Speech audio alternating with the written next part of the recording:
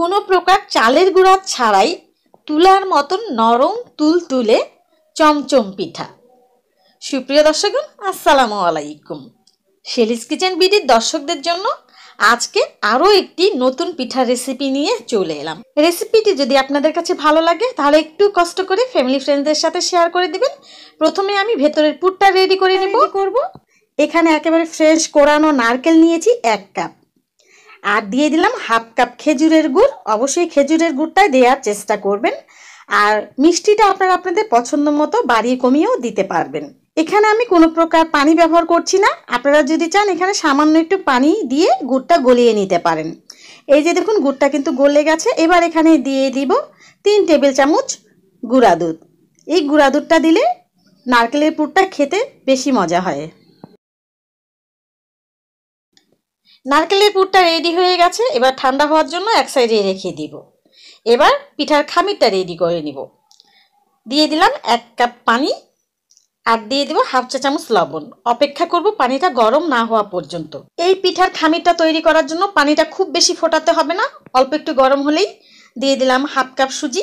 সুজি দিয়েই এই পিঠাটা তৈরি করা হবে। এবার নেড়ে চেড়ে আমি একটা শক্ত খামির তৈরি করব। এই পিঠার খামিরটা অবশ্যই শক্ত করতে হবে। আর সুজিটা যখন দিবেন তখন কিন্তু চুলার আঁচটা লো রাখবেন, তাহলে সুজিটা দেওয়ার সাথে সাথে আর দলা পেকে যাবে না। এই যে দেখুন, খামিরটা কিন্তু বেশ শক্ত করেছি। অবশ্যই আপনারাও শক্ত করে নামাবেন।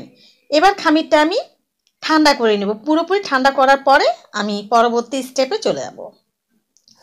খামিরটা খুব সুন্দরভাবে ঠান্ডা হয়ে গেছে। এবার একটু ময়ান দিয়ে নিব। এটা খুব বেশি ময়ান দিতে হবে না। চালের গুঁড়ার খামির হলে যেমন খুব বেশি একটু ময়ান দিয়ে মসৃণ করতে হয়, এটা অল্প একটু ময়ান দিলেই মসৃণ হয়ে যাবে। সামান্য একটু ঘি নিয়ে নিলাম। এটা একটু হাতে দিয়ে তারপরে পিঠাটা তৈরি করব। আপনারা চাইলে এখানে তেল ব্যবহার করতে পারেন। চমচমগুলো যত বড় করবেন সে অনুপাতে আপনারা খামিরটা নেবেন। ছোট বড় এটা আপনাদের পছন্দ মতন। আমি এক টুকরো খামির নিয়ে তারপর একটু চ্যাপ্টা করে নিচ্ছি। আপনারা দেখে বুঝে নেন আমি কাজটা কিভাবে করছি। অনেকেই মনে করেন চালের গুঁড়া ছাড়া পিঠা তৈরি করা যায় না। বিশ্বাস করেন, আমি অনেকবার সুজি দিয়ে নানান রকমের পিঠা তৈরি করেছি। মাশাআল্লাহ, সুজির পিঠা খেতেও অনেক মজা হয়। এবার মাঝখানে আমি একটু নারকেলের পুর দিয়ে দিচ্ছি। পুরটা একটু বেশি করে দিবেন, একটু চেপে চেপে দিবেন। তারপরে মুখটা সিল করে দিচ্ছি, দিয়ে চমচমের শেপ করে নিব। এই পিঠাটা আপনারা যে কোনো শেপে করতে পারেন। আমি চমচমের শেপ করেছি বলে চমচম পিঠা। এই যে দেখুন, এইভাবে সবগুলো পিঠা আমি তৈরি করে নিব। সবগুলো পিঠা আমার তৈরি করা হয়ে গেছে। এবার পানির ভাপ দিয়ে নিব। একটি রাইস কুকারের পাতিলে পানি দিয়েছি, উপরে একটা স্ট্রেনার দিয়ে দিলাম। সামান্য একটু তেল ব্রাশ করে দিব, এতে করে পিঠাগুলো আর লেগে যাবে না। এবার সবগুলো পিঠা দিয়ে আমি মিডিয়াম আঁচে ভাপ দিব। এটা কিন্তু 5 থেকে 10 মিনিট এর মধ্যেই কিন্তু পিঠাটা সেদ্ধ হয়ে যায়।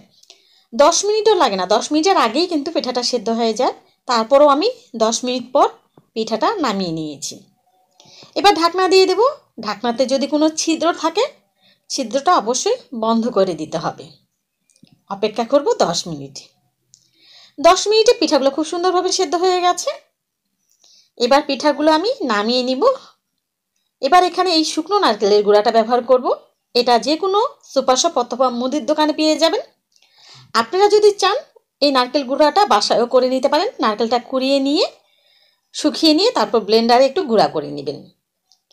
আমার চ্যানেলে আর পেজে বেশ কিছু পিঠা রেসিপি দেওয়া আছে। আলহামদুলিল্লাহ, রেসিপিগুলোতে আমি অনেক ভালো সাড়া পেয়েছি।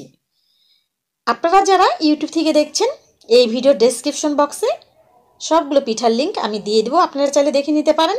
যারা ফেসবুক থেকে দেখছেন কমেন্টে একটু চেক করবেন, কমেন্টে আমি পিঠার রেসিপি লিঙ্কগুলো দিয়ে দেবো। এই পিঠার উপরে যখন এই শুকনো নারকেলের গুঁড়াটা লাগাবেন তখন কিন্তু পিঠার উপরের অংশ একটু ভেজা ভেজা থাকতে হবে।